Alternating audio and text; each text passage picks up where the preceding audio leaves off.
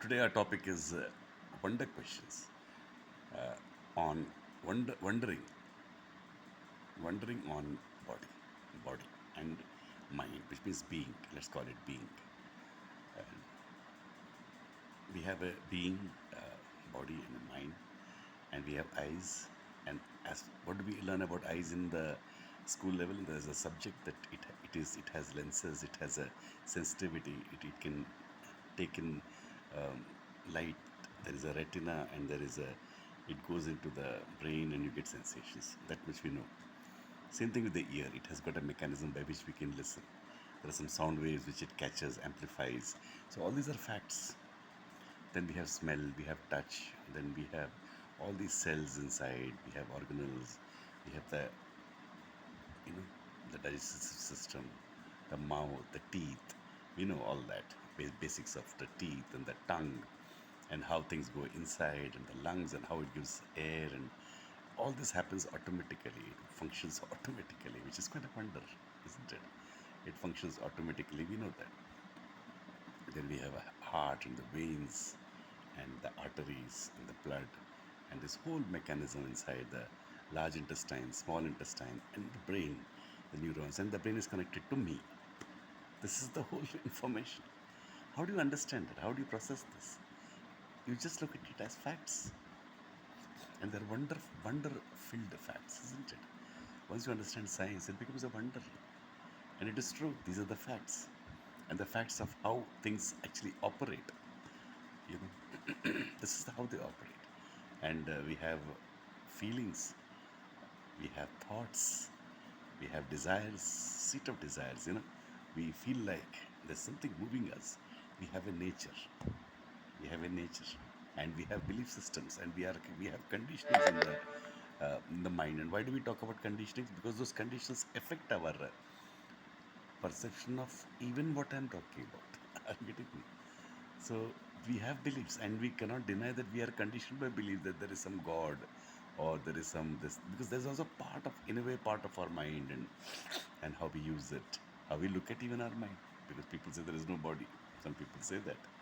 So those are the beliefs which we have to keep in mind. We can't just reject them. We can't say no, no, no. All there is bullshit here. It might be, but you have to look at it, examine it, and hold it, and see it for what it is. Sees for as a kind of fallacy during a certain point of time.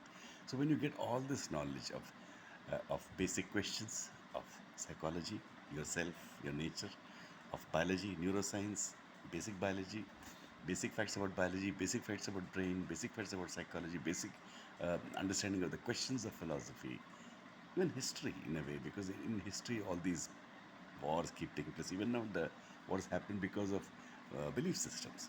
So belief systems, mind, if you see it holistically, the 360-degree angle, you get quite a fair idea about your own self, and particularly your own self also you have to see your particular conditioning. Here is where people, because of feeling that okay, I know everything, because of that they might be not fully devoted or being aware of, I wouldn't say aware, they wouldn't look at into the importance, even realize that there's some simple points which they didn't